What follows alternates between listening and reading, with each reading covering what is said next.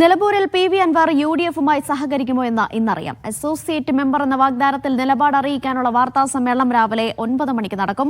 നാമനിർദ്ദേശ പത്രികാ സമർപ്പണത്തിന് മുൻപ് UDF സ്ഥാനാർത്ഥി ആര്യാടൻ ഷൌക്കത്ത് തൃശൂരിലെ കരുണാകരന്റെ സ്മൃതി മണ്ഡപത്തിലെത്തി പുഷ്പാർച്ചന നടത്തി.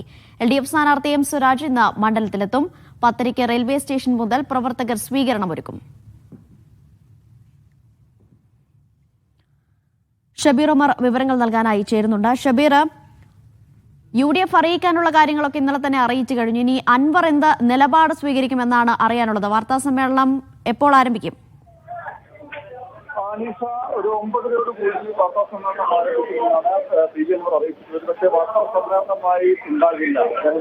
നിലപാട് പറയിൽ മാത്രമേ ഉണ്ടാവൂ എന്നാണ് ഇപ്പോൾ മനസ്സിലാക്കുന്നത്. ഒപ്പം തന്നെ ഒരു മത്സരിക്കുമെന്ന സൂചനകൾ തന്നെയാണ് ക്യാമ്പിൽ നിന്ന് ഇപ്പോൾ ലഭിക്കുന്നത്. അത് ഒരു പ്രഖ്യാപനമായി ഇന്നുണ്ടായേക്കാനുള്ള സാധ്യതയില്ല. കാരണം അവസാന വർഷം ഇപ്പോഴും ചർച്ചകൾ നടക്കുന്നു എന്നാണ് മനസ്സിലാക്കുന്നത്. അതായത് 9 മണിക്കായിരുന്നു നേരത്തെ പത്രസമ്മേളനം പറഞ്ഞിരുന്നെങ്കിൽ ഇപ്പോൾ അത് അരമണിക്കൂർ കൂടി കഴിയും എന്നാണ് PV അൻവർ അറിയിച്ചിട്ടുള്ളത്. അപ്പോൾ സ്വാഭാവികമായും അതുമായി ബന്ധപ്പെട്ട ചർച്ചകൾ നടക്കുന്നുണ്ട്. അങ്ങനെ UDF മുന്നോട്ട് വെച്ച ഉപാധി നമുക്കറിയാം.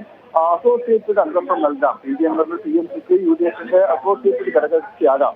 പക്ഷേ അതിനു മുമ്പ് PV അൻവർ അവരുടെ സ്ഥാനാർത്ഥി UDF സ്ഥാനാർത്ഥി ആര്യാടൻ ഷൌക്കത്തിനെ അംഗീകരിക്കണം. നേരത്തെ ആര്യാടൻ ഷൌക്കത്ത് തോൽക്കുമെന്നും ആ നിലയ്ക്കുള്ള ആക്ഷേപം PV അൻവർ നടത്തിയിരുന്നു. അത് പിൻവലിക്കണം.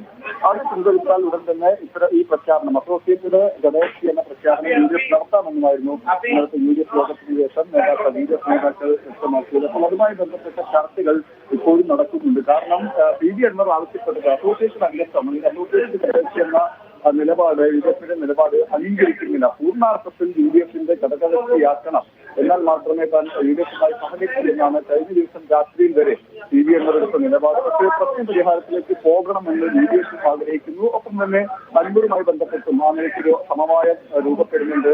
പക്ഷേ ഇതുമായി ബന്ധപ്പെട്ട് ഒരു സമവായത്തിലേക്ക് എത്താനുള്ള സാധ്യത തള്ളുകയാണ് TMCയുടെ നേതൃത്വം. അതിനായി പൂർണ്ണാർത്ഥത്തിൽ ഘടകകക്ഷിയാക്കിയില്ലെങ്കിൽ മത്സരവുമായി മുന്നോട്ട് പോകും. അതിനുള്ള തയ്യാറെടുപ്പുകൾ ഇതിനോടകം ആരംഭിച്ചിട്ടുണ്ട് എന്ന് പറയുന്നുണ്ട്. പക്ഷേ ഈ പറഞ്ഞതുപോലെ സമവായ ചർച്ചകൾ നടക്കുന്നുണ്ട്. കാരണം മത്സര രംഗത്തേക്ക് പോവുകയാണെങ്കിൽ UDFന് ഉള്ളതുപോലെ ഒരു പ്രശ്നം രാഷ്ട്രീയമായി PV അൻവറിനും ഉണ്ടാകുമെന്നാണ് വിലയിരുത്തപ്പെടുന്നത്. ആ നിലയ്ക്ക് കൂടിയാണ് തീരുമാനത്തിലേക്ക് എത്തുക എന്നാണ് മനസ്സിലാക്കുന്നത്. ഒപ്പം തന്നെ UDF നേതാക്കളെ കൂടാതെ മതസാമുദായിക നേതൃത്വം കൂടി വിഷയത്തിൽ ഇടപെട്ടിട്ടുണ്ട് എന്നാണ് PV അൻവർ കഴിഞ്ഞ ദിവസം വ്യക്തമാക്കിയത്. അവരുടെ കൂടി നിലപാടും അഭിപ്രായവും ആരാഞ്ഞതിന് ശേഷം മാത്രമായിരിക്കും ഒരു അന്തിമ തീരുമാനത്തിലേക്ക് എത്തുക. ആ നിലയ്ക്കാണെങ്കിൽ ചർച്ചകൾ ഇനിയും തുടരും. തിങ്കളാഴ്ചയാണ് നോമിനേഷൻ സമർപ്പിക്കേണ്ട അവസാന തീയതി. 2-ാം തീയതിയാണ് നോമിനേഷൻ സമർപ്പിക്കേണ്ട അവസാന തീയതി. അപ്പോൾ അതിന് തൊട്ട് തലേന്നായിരിക്കും താൻ മത്സരിക്കുമോ ഇല്ലയോ എന്ന കാര്യത്തിൽ അവരൊരു അന്തിമ തീരുമാനം ഒരു നിലപാട് പ്രഖ്യാപിക്കുക എന്നാണ് ഇപ്പോൾ മനസ്സിലാക്കുന്നത്. പക്ഷേ ഈ ചർച്ചകൾ നടക്കുന്നുണ്ട്. അതിനുശേഷം ഒരു തീരുമാന പ്രഖ്യാപനം ഉണ്ടാകുമോ എന്നതിൽ വ്യക്തതയില്ല. എന്തായാലും അല്പസമയത്തിനകം PV അൻവർ എന്ത് തീരുമാനിക്കുമെന്നും നമുക്ക് എന്താണ് അദ്ദേഹത്തിന്റെ നിലപാട്. ഷബീർ, ഘടകകക്ഷിയാക്കാനുള്ള ഒരു നീക്കവും UDFൽ നടക്കുന്നില്ല എന്ന കാര്യം ഇന്നലത്തെ UDF കൺവീനറുടെ പ്രസ്താവനയിൽ നിന്ന് തന്നെ വ്യക്തമായതാണ്. അതായത് ഘടകകക്ഷിയാക്കുമോ എന്ന ചോദ്യത്തിന് മറുപടി നൽകുന്നത് അസോസിയേറ്റ് മെമ്പറാക്കാനാണ് ധാരണയായിരിക്കുന്നത്.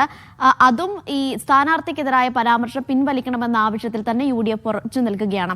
അതിൽ അൻവർ എന്ത് നിലപാട് സ്വീകരിക്കുമെന്നുള്ളത് നിർണായകമാണ്. പക്ഷേ നോക്കുമ്പോൾ ജൂൺ 2 വരെയാണ് നാമനിർദ്ദേശ പത്രിക സമർപ്പിക്കാനുള്ള അവസാന തീയതി എന്നാണ് മനസ്സിലാക്കുന്നത്. അതായത് ഇനി അൻവറിന് അധികം സമയമില്ല. അപ്പോൾ ഇനിയിപ്പോൾ സ്ഥാനാർത്ഥി പ്രഖ്യാപനമാണെങ്കിൽ തന്നെ അത് എപ്പോൾ ഉണ്ടാകും?